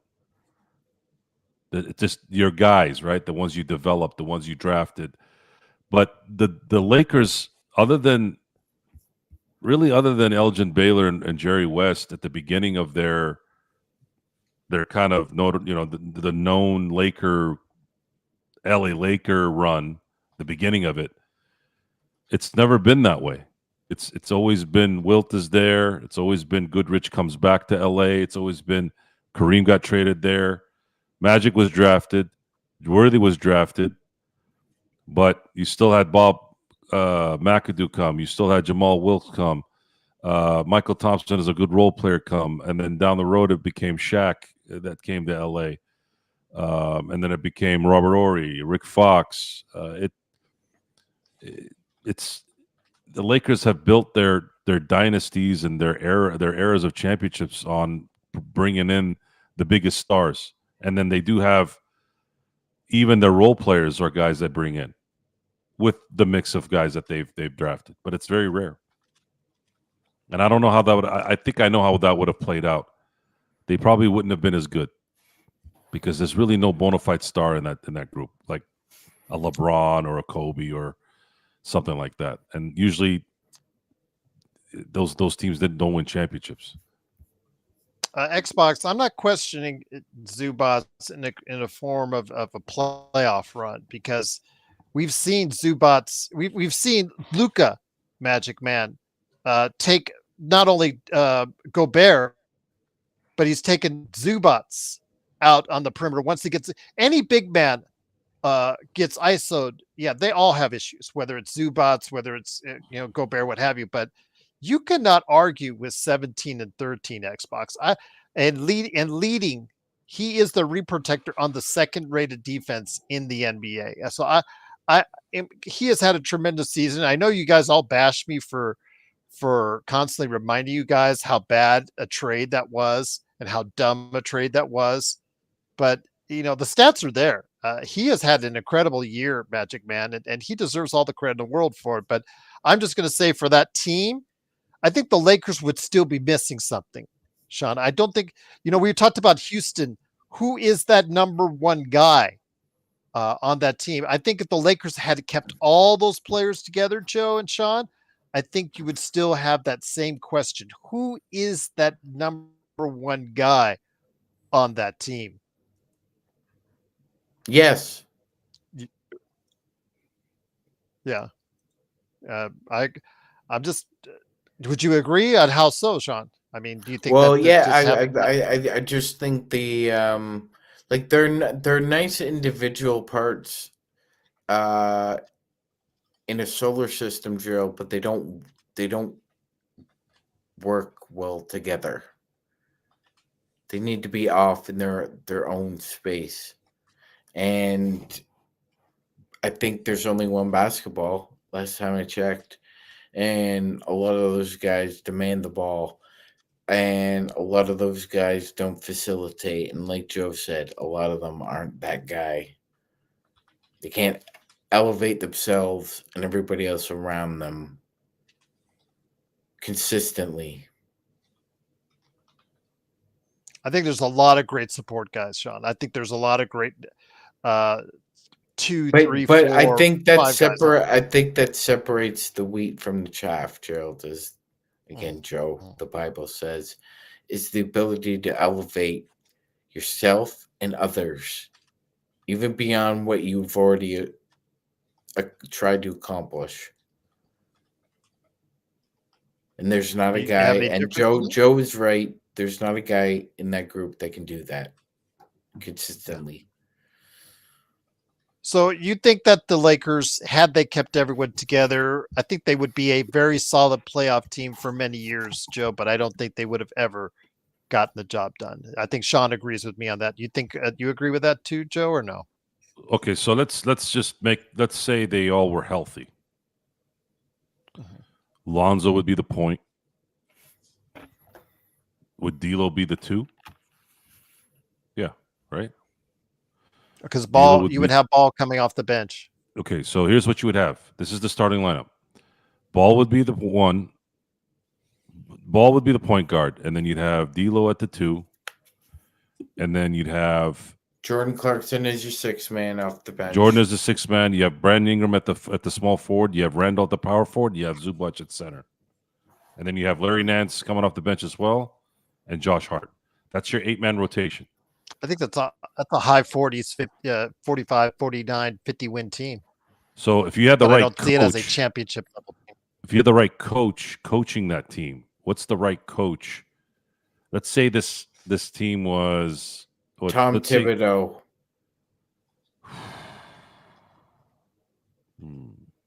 How about Ime Udoka? How about him? Sure, he could do it too. Yeah. That team would make runs to the second round, but I don't think they could beat. I don't think they could have beat like a Denver or Yoke. I don't think they beat Denver or those Phoenix teams either. See, the problem is Phoenix is they choke too much for me to take them seriously either. Yeah, but that team with Chris Paul and Devin Booker was that team, good. Yeah. Okay, yeah. They would have beaten that Lakers team. I don't know, man. That's another thing. When I get to heaven, I'll ask God. I'll be like, "Hey, let's see what would happen if we played the young guys." By the way, it's good. Yeah, I think I can imagine that day coming, and he's going up to God. He's got this tablet, or maybe he's got the phone. Hey, you heard of the God download? Get ready for the Joe download. Yeah, well, that would be fun. That would be heaven to me. Question number 48. That would be heaven to me. Let's go back and really, God, can we go back during the shooting of Back to the Future if they had kept Eric Stoltz as Marty? Let's see how the movie would have turned out. Isn't that what Ed is going to do? Would Crispin Glover's life had been different had that kick been 2 inches to the left? And Letterman goes flying on national television, knocked out. How different would Crispin Glover's life be? The problem with him is no. I'm asking you a question. He knocks David Letterman out on live television. Gerald, you saw that. You know how close he was to actually kicking him. I don't know. I think at some point he would have sabotaged himself another way. Whether it's on Letterman or not, he would have. If you can't get along with Robert Zemeckis, then you got some problems because that guy. I don't even know who that is. He's a director of Back to the Future. He's directed a lot of good movies. Yeah. Forrest Gump. Not lately. I've never met him, so how would how would you know that? I've heard a lot of people speak very highly. Oh, okay. You've got a source. he did make that Here movie with Tom Hanks last year. That was a failure. But Mhm. yes, a lot. I mean, you can't his past. You can't talk. You know, he has just such a great history in the 80s and 90s. Didn't he do Roger Rabbit? I don't remember. Did he? I'm pretty sure he I'll- did. Spielberg produced it, and I'm pretty sure he I did it. think you are right on that. Let me go ahead and I'll look it up right now. Yeah, it is. Sorry, You I'm were turning. right. I'm turning Right on the money, show. Sean. I'm turning the show into the Joe Soro experiment. Sorry, guys. I'll get back to the Lakers here. Shut up, Joe. Let's Did you talk shrink about the again, Sean? Lakers. Shut up, Joe. Gerald, go on. No, it's you were exactly right. Pat yourself on the back, my friend. Yeah, there you go. But yeah, Suck I just on think that. they would be a very Suck on good those team. sour apples, Sorrow. Pat You I just think they would have full been a of facts very next good time too. team. You I think they would have thoughtful been a sack very of good crap. team, guys, but I don't think they would have been a championship level team. I just think they would have been a very, very Is good there some team. analytics we can put together to maybe get an idea how good this team would be? AI simulation or something like that. Yeah. JY was asking, what if the Lakers would have gotten Zion? What if that He's still talking about what if. happens? Oof. No, now it's too late. No, it's never too late. You're gonna have to get your team if you do that. No, you're not gonna have to get your team. I didn't get my team to get Luca. You think I'm gonna fucking gut my team to get Zion? Dude, that You is go- the you go- Powerball. You go fuck yourself in that You don't New win the Orleans, Powerball twice. in that New Orleans swamp. You don't. You don't call win it the city. Powerball twice. That smelly, grimy ass city, and you're gonna try and swindle the LA Lakers again. The New Orleans is actually a fun city. But that organization could go eat shit, Joe. No, I like New They Orleans. they can go eat shit. I hope they do well. That's wonderful. That's wonderful, Joe. I remember you were ready to teabag David Griffin when the Pelicans hired him. So, What the hell's the matter with you? just speaking the truth. No, Hernan, I created this channel again. I'll say this one last time, Hernan, because I know people have asked me this question before. I was born in Inglewood, California, at Daniel Freeman Hospital. I know it so well because at the time it was still around. It's been closed down since. Right across the street is a cemetery. So if you die, you just went right across the street. It is actually a block away or block and a half away. You know, you got the Sizzler that's right there. And right to your left is the Los Angeles Forum. I was born during the 1969 NBA Finals. There is absolutely no way that would possibly happen. I bleed purple and gold. Look behind me. I've got jerseys to the left, and I know I'm always covering it to the right of me. I haven't even put up my Luka Doncic jerseys yet. So there is no way. I created this channel 6 years ago. God, has it almost been that long? Almost 6 years ago, because of my love for the Lakers. And I've been a Lakers fan ever since the early 70s. Well, I've been a Lakers fan since birth, but I've been watching the Lakers since the early 70s, back in the old Cage Jade TV days, you know, the catchy song before Chick Hearn would say, sponsored by Taco Bell. And then that's who I am. And it's never going to change. And no, if Vegas gets an expansion team, no, I will not become a super fan of theirs. I will respect them as an organization and hope the Vegas community embraces it like they do Golden Knights. But no, never for once will I stray away from the Lakers. Sean is the Gene Hackman character in Enemy of the State. Ooh. Nice. What are you going to do about it now, Grace? Super smart. You want to take a poke at me? Super smart. He is super smart. Okay. Good. And good. On that note, I want you again, to feel like that. Good. Do it. Yeah. Do it. Bloodhound, I have never gone that way. Never going that way. I mean, again, I'll still watch games there. Hopefully, I would get comps. But I don't know. I went to I've been to a few restaurants now where that automated waiter or waitress comes to you, Gerald, and serves you your food. It's really weird. Yeah, it is It's really really weird. it's really Yeah. weird. Alan, you got a Yeah. problem with me? You got a Um, problem? my daughter's UNLV student. They have the robots all the time going back and forth across campus, Sean. Yeah, Mhm. just for that, just to do deliveries and whatnot. It's I'm it's glad just when we'll both be gone when these things actually start communicating with us and we have to live with them. yes, Bloodhound. He is the star. Gene Hackman is But the Joe will one that still be here, uh, tormenting the cyborgs and robots of the future. Gene Hackman was actually the one that carried that movie. With all respect I thought Will to Smith did a Will good job. It's all okay, but Gene Hackman made Come that on, film man. for me. Will Smith did well in that job. Come on. I said he did okay. I just said Gene Okay, no, Hackman he was was great in it. Will Gerald, Smith was great in it. Alan says uh, bully. Bully? No, I'm not a Yeah. bully. Yeah, well, you kind of are. No, I'm not. Joe's a bully. Joe is a bully. I'm a Joe's a bull. bully. I'm not a bully. You're a bully. You're a Come bully. on. You're a bully. You're a bully. It's okay. Embrace who you are. Embrace it. It's Embrace I'm not okay. it. a Just bully. give it a nice You are a warm hug. bully. Just You give it are a a nice bully. squeeze. Yeah, you're a bully, Joe. You could be bully. You're The other day with Dan. That was you're bullyish. Joe. That You was, come from Mordor. yeah. You know,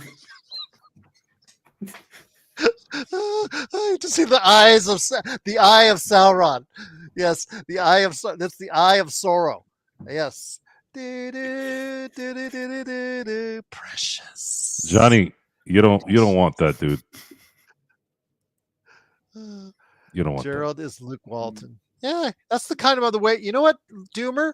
That's the kind of way I played when I was playing basketball every day. That's what I did a lot. Good defense. If you're open, I will hit you with a pass every time. You got to have your hands ready because I get pissed at you if you drop it right underneath the basket. If I hit you with a 30-foot pass and you drop it, that pissed me off all the time because I would no look passes. I would do all the time. I could dribble it, shooting. Yeah, shooting from the outside. Just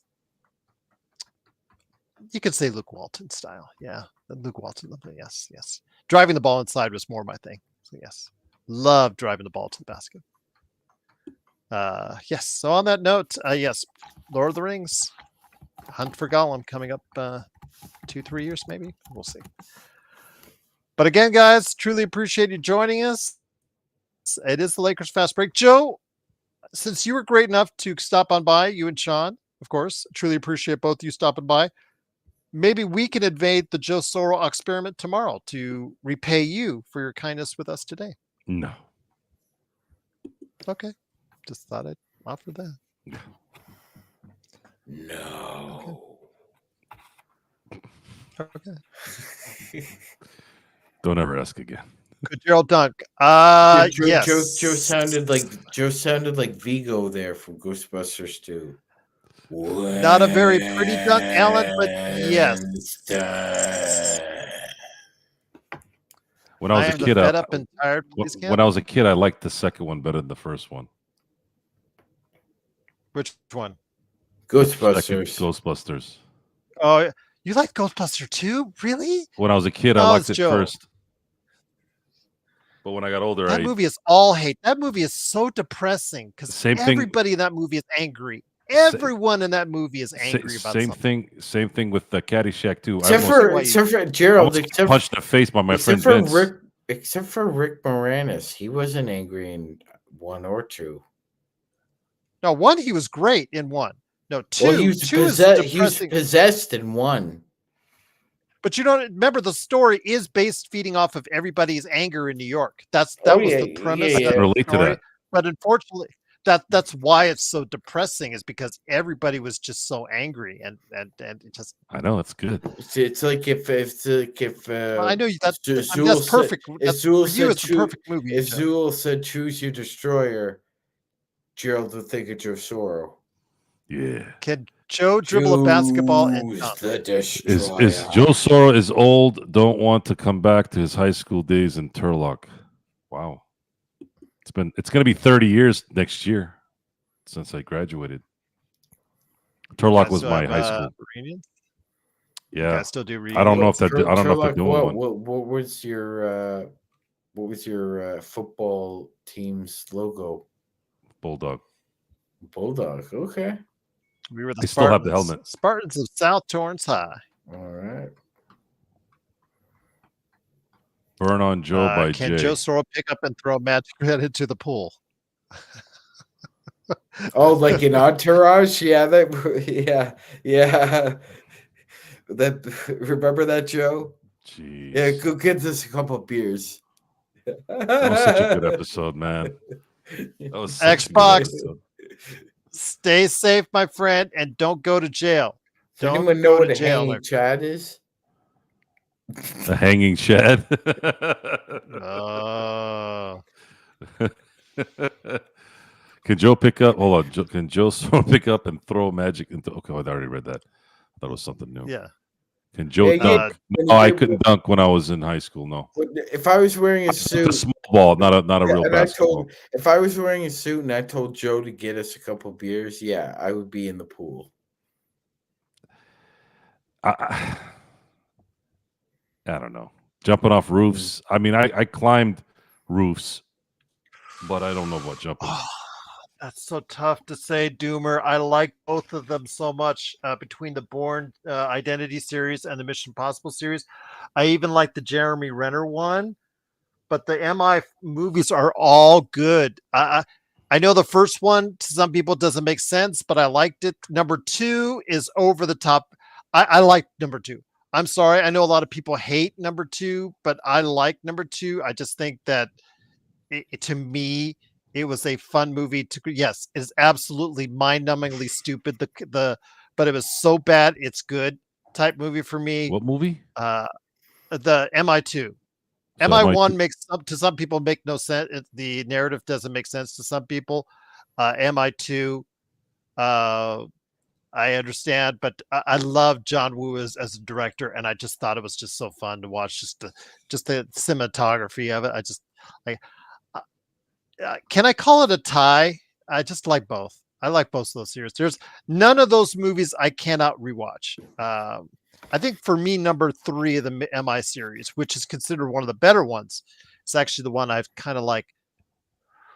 That one's a tougher watch for me to get through, but I could even watch that one. I liked last year's Mission Impossible, by the way. I know it didn't do well at the box office, under $600 million, but I liked that movie. And I'm looking forward to next month, end of Memorial Day weekend. Yeah, the Mission Impossible next one. Yeah, MI2 is John Woo. I love John Woo films, so I maybe that's why I let that one slide. But yeah, that one is not universally loved, and there is good reason for it. But I just thought it was fun. I grew up with the Kaepernicks in Turlock. Colin went to. He was a young kid when I graduated. His brother and I were good. We're very, very close. I used to hang out with them a lot. Rick and Teresa were his parents. Kyle was his brother. He and I were tight. Colin went to Pittman High. We haven't had any. The last time I talked to Kyle was I surprised him because I hadn't talked to him for a while. I called him the week before the Green Bay Packer Steelers Super Bowl because they were from Fond du Lac, Wisconsin. They grew up there and then they moved to Turlock the beginning of high school because there was a dairy factory in Hilmar, which is not too far from Turlock, where they made dairy products and milk and all that stuff and cheese. An amazing family. Rick and Teresa were amazing people. Kyle was a good dude. His sister Devin was really nice. She was young, so I wasn't too close to with her. But yeah, it's interesting how that dynamic went the way it did. Completely.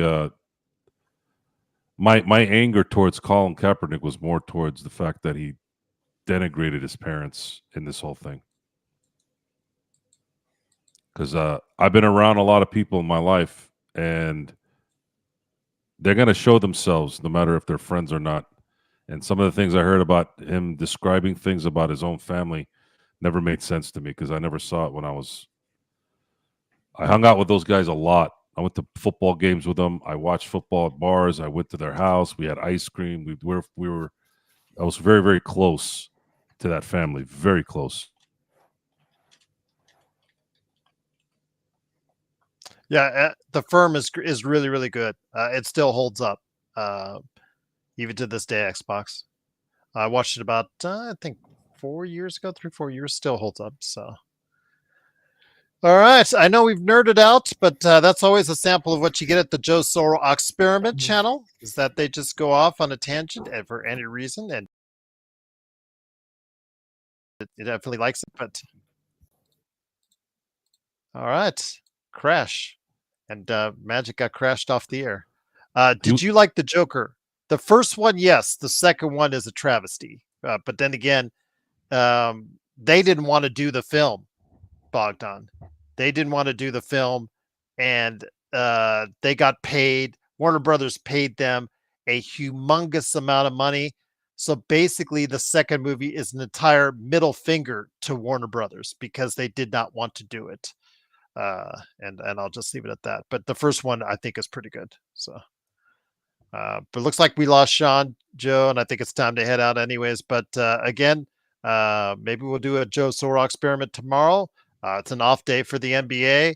I know you still have the Dodgers. They're off tomorrow. They're off Everybody's tomorrow. So yeah, entire off day tomorrow. So yeah, we guys should plan something. I know I'm going to have on Legend. Hopefully Alfred will get back and touch me. I don't know about the Lakerholics this weekend as of yet, but hopefully I will find out soon. But yeah, we'll try to have something on for you on the Joe Soro Experiment channel. But any last thoughts, my friend, before we head on out? No, I'm just hoping for a long winning title run. I would love to prove a lot of people wrong, Joe, especially when it comes to Luka.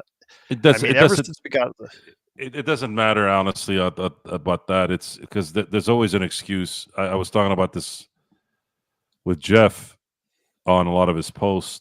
If you lose, you choke. That's the whole word, right? Every time anybody loses, it's a choke. It's either a choke or when you do win, then you have the losers talking about how there was some kind of ref interference or the sun came out at a certain time that gave them the advantage. That part of it doesn't really concern me too much. I would like to go back and forth a little bit on, with the detractors. That's just good entertainment. But as far as proving anybody wrong, I think those days are, over. It's not the same like it used to be. I disagree with you, JY. There are a whole bunch of great series on. I've talked about it in recent weeks on the Pop Culture Cosmos. Severance is absolutely fantastic. Couldn't give that a higher recommendation. The Pit, I've heard, is really good. That got a 10 on IGN. The Studio with Seth Rogen, I'm actually watching through right now. Daredevil, that has its ups and downs, but it finished on the last episode really good. Andor is coming out next week. That was really good in its first season. The Last of Us just started second season. That is really good in its first season. So I kind of disagree with you on that one. I was talking about this with my co-host on the Monday show, Josh Peterson, on the Pop Culture Cosmos.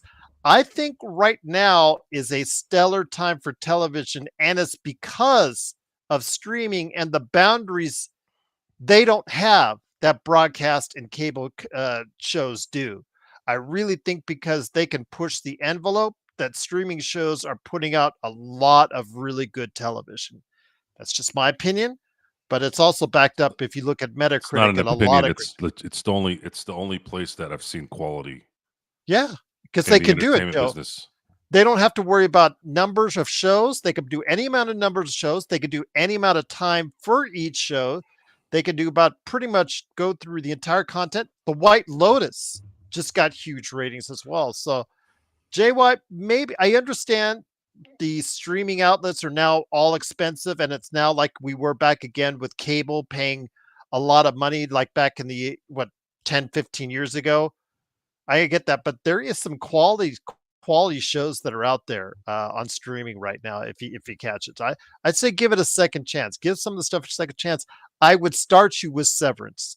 Severance on Apple TV Plus is some of the best television I've seen in the past 15 years. And that includes Breaking Bad. That includes Better Call Saul, The Americans, the whole 9 yards as far as Entourage, like you're saying, Game of Thrones. Game of Thrones really ended like crap, though. That one's a hard one. But yeah, all the other great shows that have come out in recent years, I would put Severance right now. It's only 2 seasons in, but I would stack it up with them. And again, I just heard The Pit. I haven't even checked out one. If you're into medical dramas, I heard The Pit on the Max is really, really good as well.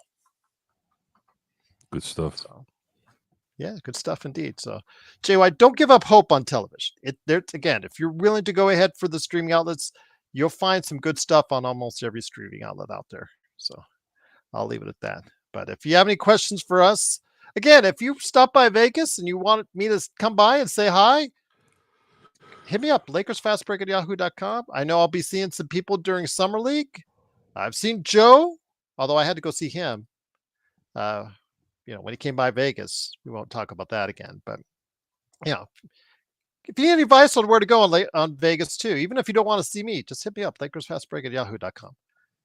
So leave it at that. But Joe and I may come back tomorrow on the Joe Soro Experiment channel. Looks like we lost Sean. Yeah, it's almost 3:00 in the morning for him, so he should be going to bed by. But Joe, I think we're just all waiting. We're just all waiting in anticipation for Saturday.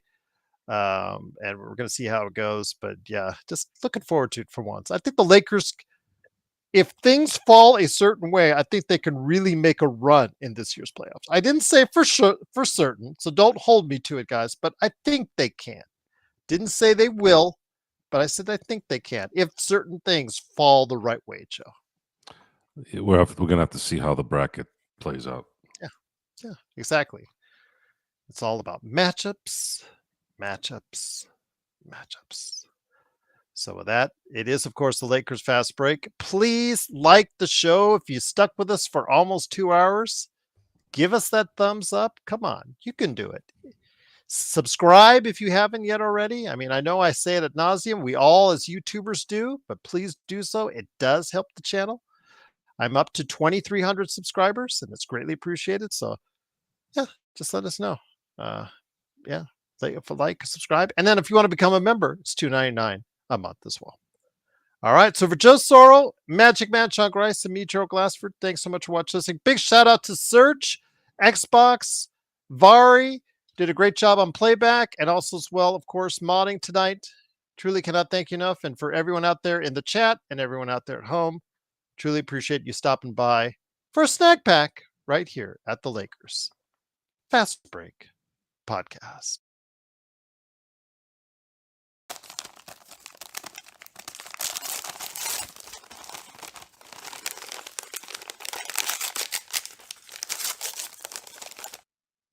What, no Joe commentary during the outro? I'm almost disappointed. Usually I got to have that tune. Okay. Maybe I should have some snacks. Just. Okay. Well, Zach was wondering if our commentary was actually part of the outro.